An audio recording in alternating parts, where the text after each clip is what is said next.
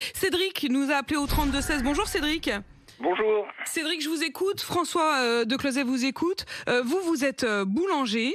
Oui. Et est-ce que vous augmentez, est-ce que vous avez des employés et est-ce que vous les augmentez?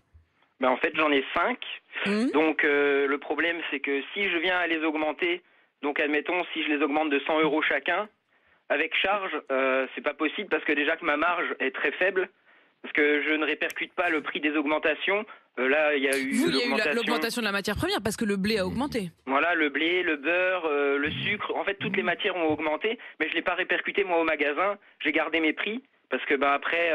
tous les Français sont comme nous, donc on a tous du mal à finir nos fins de mois. Là, par exemple, moi, je travaille entre 12 et 15 heures par jour, 6 jours sur 7, et je gagne 1500 € par mois. Oui, donc ça commence par vous. Ça commence par vous, Cédric. Mais juste un mot, vous dites que vous n'avez pas augmenté vos prix. Elle est combien la baguette chez vous? Vous êtes dans le Finistère. 95 centimes.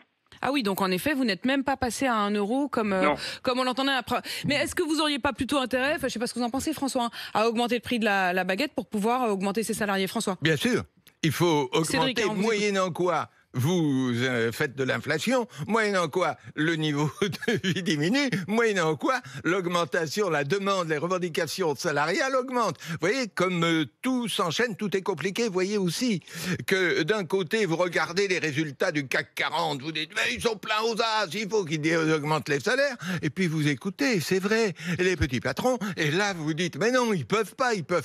Donc le problème, c'est qu'on ne doit pas uniquement régler ça sur le plan national, réglementaire, on doit régler ça au cas par cas dans chaque entreprise. Et vous savez ce qu'il faut.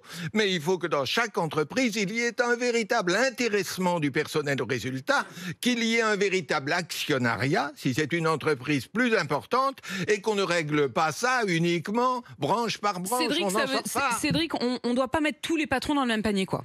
Ouais, voilà, c'est ça, parce que nous, petits patrons, quand j'entends ce matin Anaïs Castagna qui parlait avec Philippe, un boulanger du Sud-Ouest, oui. Et elle avait l'air outrée quand il a parlé du salaire d'un boulanger qui est à 1300 €, mais en fait, quand on commence, c'est le salaire de base, on est à ce tarif-là, à 1300 €. Et le problème, c'est que moi, mon boulanger gagne 1530 €, il fait un peu d'heures de dimanche et quelques heures de nuit, mais après, le problème, c'est que nous... c'est impossible d'augmenter, quoi, parce que les charges sont telles qu'on peut pas.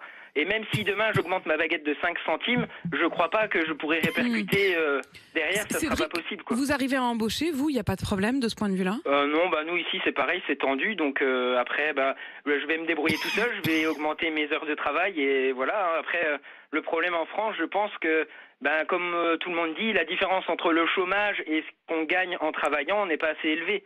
Donc je pense qu'une réforme du chômage arrangerait peut-être ces choses-là. Ça veut dire concrètement, Cédric, vous avez rencontré déjà, je sais pas, des potentiels employés qui vous disent, non, en fait, finalement, je préfère rester au chômage? Ah oui, j'en ai eu, oui, bien sûr. Quand il n'y a pas une assez grande différence, ils me disent, je calcule l'essence de mon véhicule, l'usure du véhicule, l'assurance.